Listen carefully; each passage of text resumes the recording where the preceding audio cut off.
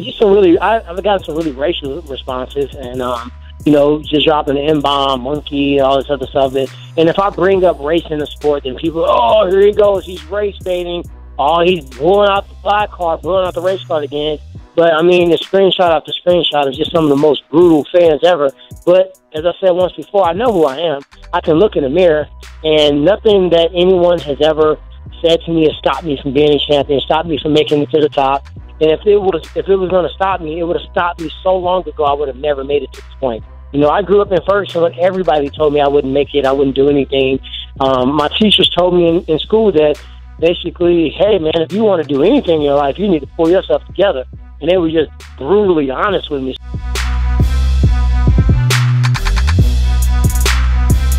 I mean, I said it time and time again, Stevie Wonderboy was just forced to eat his words. He was the one that said, oh, I prefer to fight Robbie. He's been more active, Tyler Face in later fights. He's been waiting around for a title shot.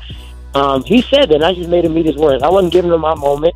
I went out there and I achieved greatness, and it was like 20 minutes of me being a champion. And you think I'm going to sit up here and, give you my, my glory? You got nothing coming, brother.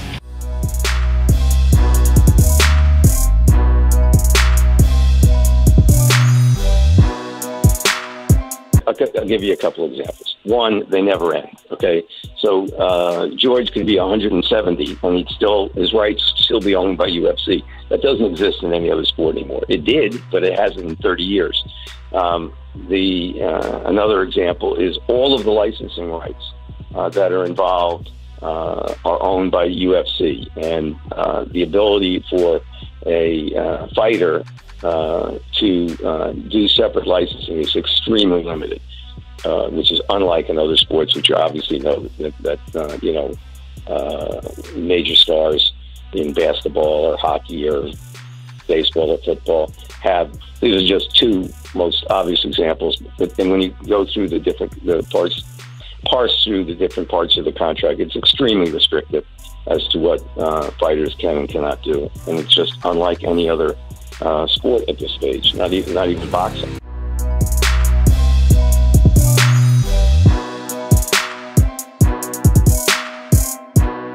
Dana White has said in multiple interviews, and I know part of that is just, promoter talk and whatnot, but he has said that he doesn't believe that GSP wants to fight. I think GSP has laid it out pretty clearly that he wants to fight. And they're claiming he has a contract. He's claiming that they're in breach, and the contract has, pretty much been null and void. So if they think he doesn't want to fight and there's no use for him, why don't you just let him go? Why don't you just let him go test the market, get a deal, and fight? Now, of course, we all know that they don't want him to go sign with Bellator or anyone else because he is a hot commodity. I think if, let's say, a Bellator signed GSP, I think he can go to the Bell Center in Montreal, the Air Canada Center in Toronto, and fill up that place, sell it out in minutes. He's that big of a star, and I think people, based on how they're reacting to this story, still very much care about him. He said something interesting, that the new owners told him that they'd have to spend a lot of money reintroducing him to the public upon his return, and I think that's crazy. I mean, he last fought 3 years ago. It wasn't that long ago. People still remember who arguably the greatest of all time is. And I truly feel for the Canadian fans, because right now I think that 206 card is a little thin.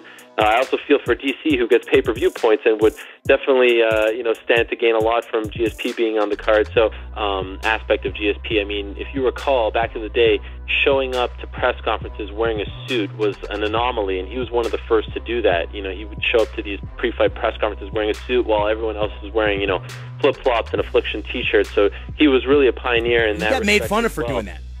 Yeah, made fun of for doing that. I remember back then. I remember Brandon Vera saying, "What are we dressing up for these for all of a sudden when I wore a suit?" Yeah, it's great. And now look at everyone wearing these nice suits, which I think is great for the sport, by the way. So yes, to answer your question, I mean, I think the UFC pulled out all the stops for UFC 200. I don't know in this day and age if the new owners, after paying $4 billion, are breaking the bank to get a Brock Lesnar for essentially one night only.